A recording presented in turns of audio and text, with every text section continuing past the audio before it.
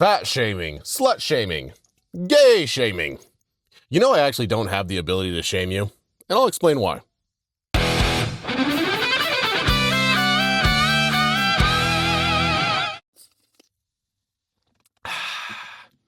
I sent a sample of my videos yesterday to one of my buddies, one of my friends, and she didn't like it very much. I could tell we weren't face to face, so I couldn't really see her reaction, but her messages back were less than enthusiastic. And I inquired, like, you don't see, doesn't seem like you liked it very much. And she said that she felt called out. The subject of the video was how most Americans aren't getting to the gym, like, at all. Where we're getting the HHS, the Department of Health and Human Services, they have their recommendations that they put out, and they recommend, so many minutes of, let's see if I can actually remember the numbers, 150 to 300 minutes of cardio, of moderate intensity cardio per week, or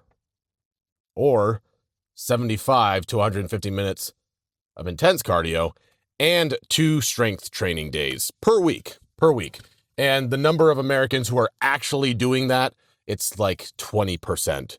So 80% of Americans they're not reaching those recommendations, and like 70% aren't getting any exercise at all. Which is a little ridiculous. Like, come on, my fellow patriots, let's step it up a little. That's kind of my view of it. Let's at least do the bare minimum.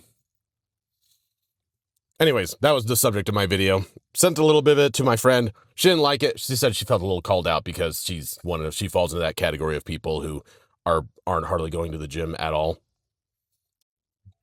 And I wasn't too afraid of bringing it up with her because she's not overweight. She's not especially out of shape.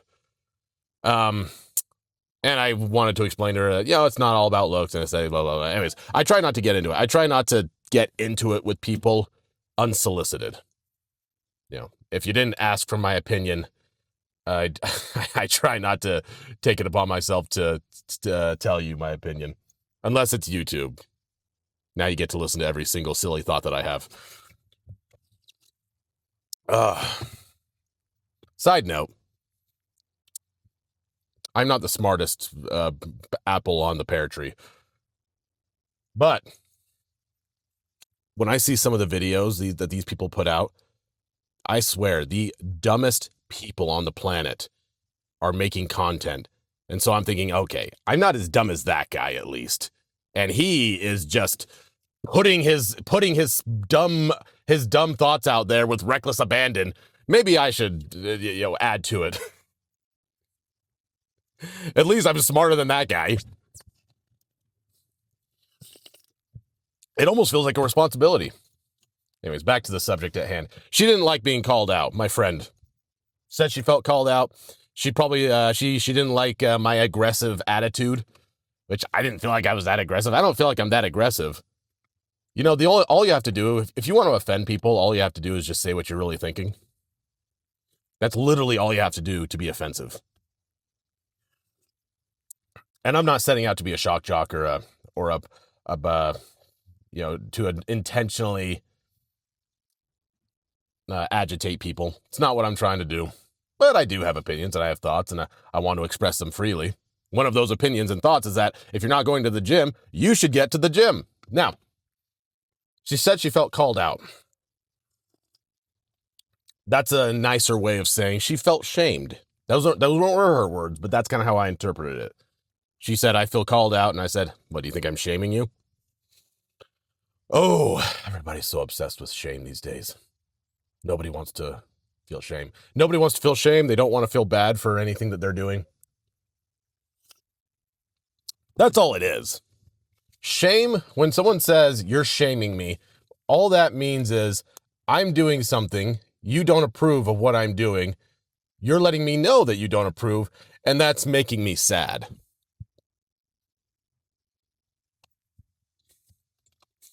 That's shame. That's all it is. I have told you that I don't think that what you're doing is good. And you took it personal and you feel bad, and that's bad. If you feel bad, then it must be bad, right? Pain, pain is an interesting thing. We're supposed to feel pain. Like that's why, never mind mental pain. Let's talk about physical pain. If you feel physical pain, that's a signal. Your body is telling you that there's something wrong and it needs to be addressed.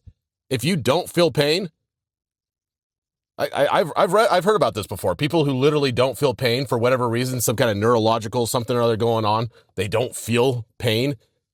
And you get these little kids who are like biting through their tongues and biting into their lips because they can't feel it.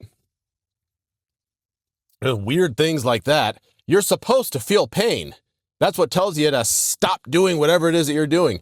If I'm doing a deadlift at the gym, I'm lifting up my I'm lifting a really heavy weight, too heavy in fact, and I destroy my back. I feel a disc do that, or in this case, I don't feel it. I don't feel my back do that, and I keep trying to lift.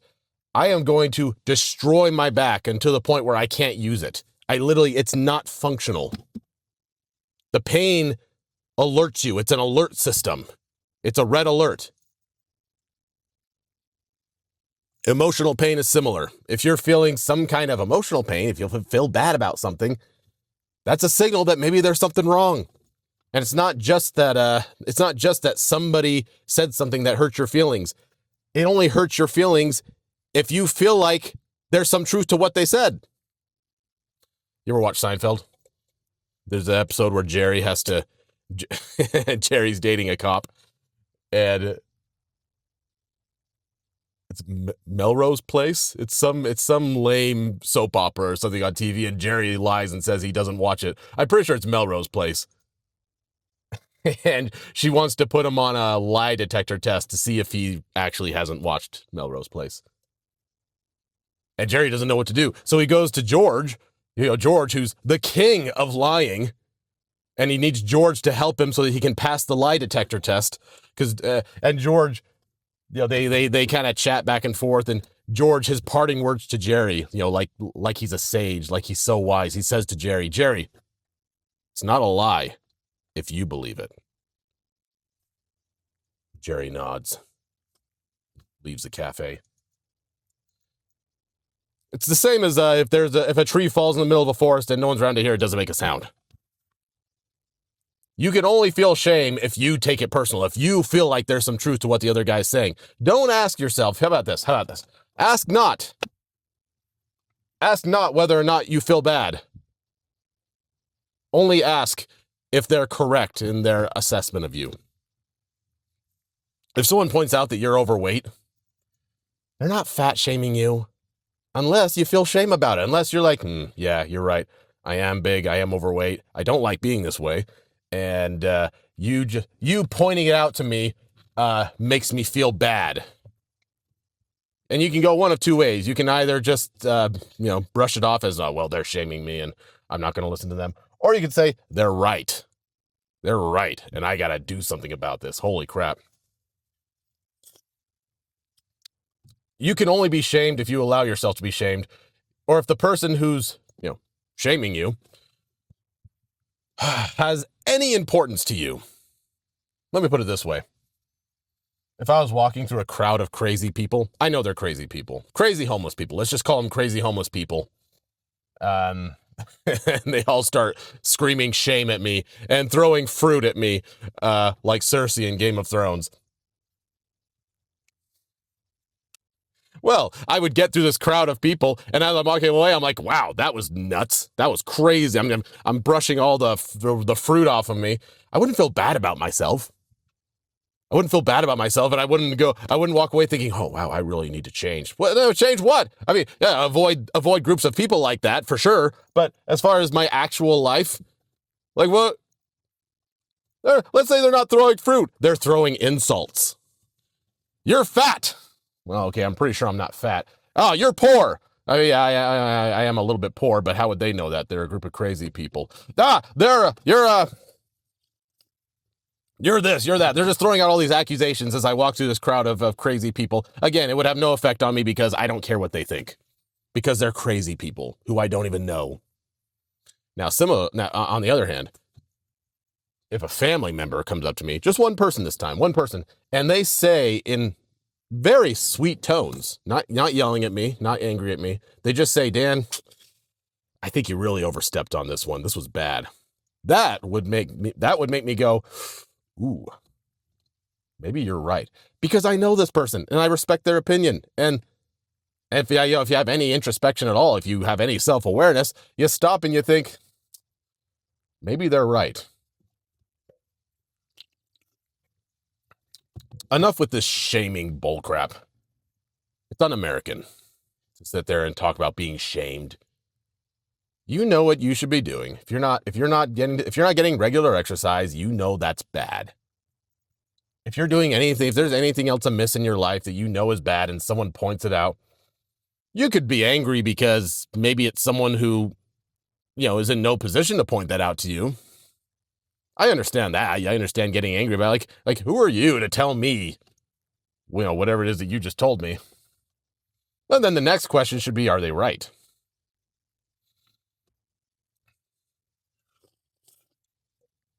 Are they right? I can't shame you. You can only feel shame. You can only feel shame yourself. And when you tell people to stop shaming you, that's just a way of shutting down any uncomfortable conversation you don't want to have about your life choices. That's all that is. You're fat shaming me. That just translates to don't say anything about my weight.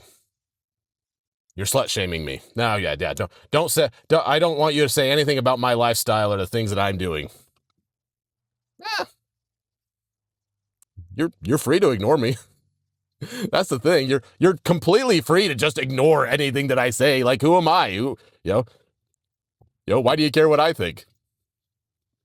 But if you do care what I think, or I should say, if you do feel some pain, if there's some pressure, if you feel a pressure point when I say something like you need to get to the gym at least once a week, maybe there's some truth to it.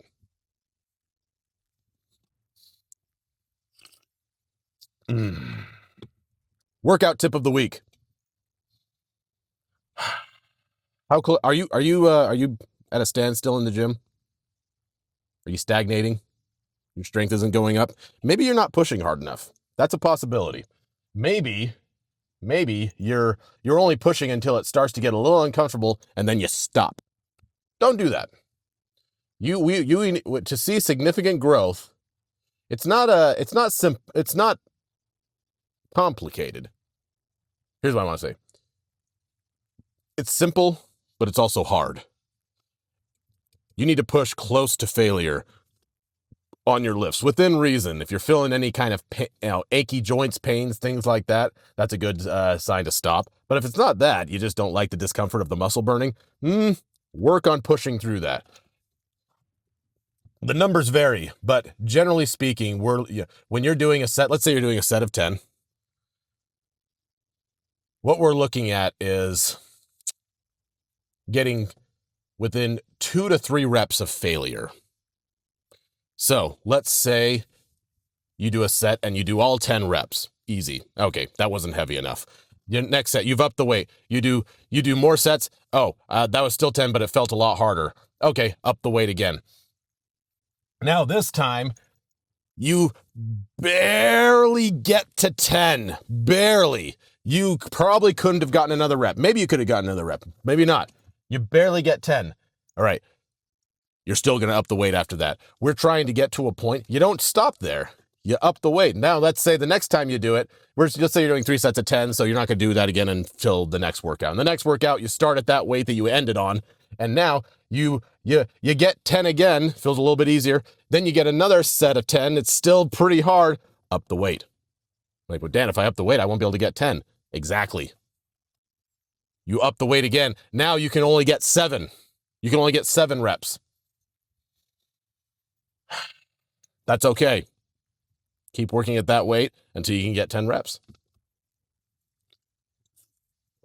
The point is that we are trying to get you to the edge of what you're able to do, and that's where the growth happens. So, Go forth, my fitnocrats.